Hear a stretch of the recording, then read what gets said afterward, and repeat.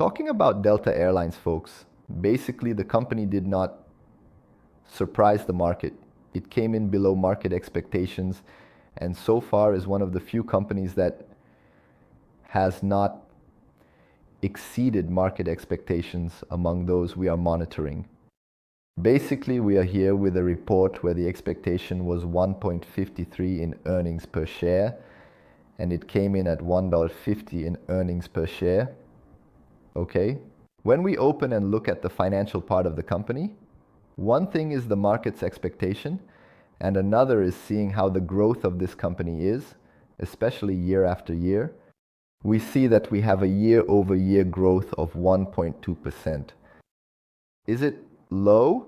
If we compare it to the growth that was coming up until the previous quarter, which was 6.9%, and if we compare it to the growth that was coming up until last year, it was 10.8%. So there was a good decrease in its growth. We see that revenue is also decreasing in relation to the quarter, okay?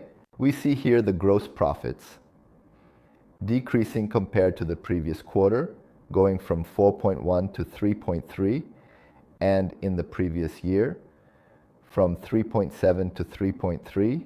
When it comes to earnings per share, which is what we like and summarizes everything for us, we have an earnings of 1.97 against the 2.01 that came in the last quarter, but already a bit higher than the previous year's 1.72.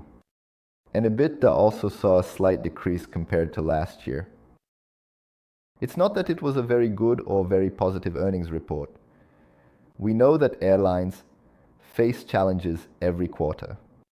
But the good point is that it is making an upward movement.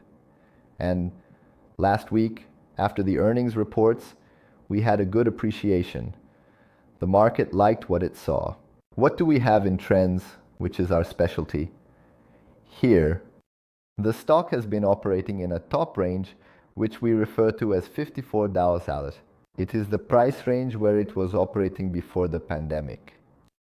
So we have here a pre-pandemic price range. Then came the pandemic with all this decline, and now the market is starting to price Delta Airlines above the pandemic levels. Investing in Delta at this moment is somewhat risky, and I will explain why. This last upward movement, which occurred from August to October 14th, caused its stock to rise by 49%. After that, it was quite far from the averages we use to define what the fair price is at the moment. So it is 16% above the average. When it is up here so far above the average, it has the possibility of a correction. Okay?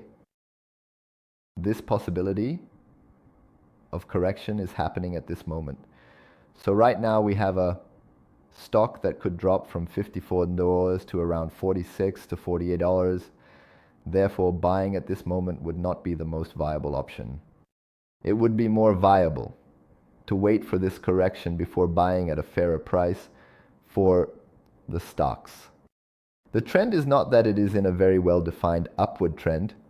We see this quite strong volatility.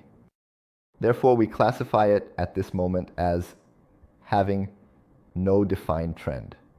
It is not a company that is in a solid and comfortable upward trend for a new entry.